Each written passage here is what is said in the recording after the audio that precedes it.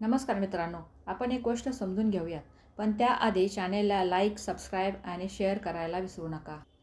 एकदा प्रयोग म्हणून गरुडाचे अंडे एका कोंबडीच्या पंखाखाली ठेवले. यथावकाश उगवल्यानंतर त्यातून गरुडाचं पिल्लू बाहेर पडलं, पण ते स्वतःला कोंबडीचं पिल्लू समजू लागलं. कोंबडीच्या पिल्लाच्या अनुकरणामुळे घाणीत पडलेले धान्यांचे कण वेचणं, कर्कश आवाज करत इकडे तिकडे हिंडणं, यातच त्याला वेळ जाऊ लागला. त्याला जमिनीपासून फारसे उंच उडता येत नसे, कारण त्याने अनुकरण केलं कोंबडीच्या पिल्लांचं. एकदा अवकाशात डौलदारपणे राजस उड्डाण करणाऱ्या गरुडाकडं त्याचं लक्ष गेलं. बरोबरच्या पिल्लांना त्याने विचारलं, तो रुबाबदार पक्षी कोणता? त्याला उत्तर मिळालं, तो गरुड आहे. अतिशय सामर्थ्यवान पक्षी, पण तुला त्याच्यासारखं उडता येणार नाही, कारण तू आहेस साधं कोंबडीचं पिल्लू.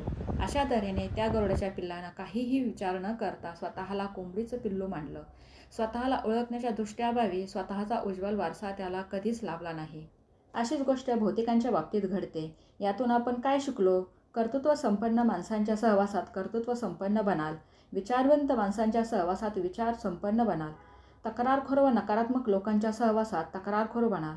मग तुम्हीच ठरवा, आपला सहवास कोणाबरोबर आहे आणि गरुडासारखी झेप घ्यायची असेल तर कोणाबरोबर असला पाहिजे.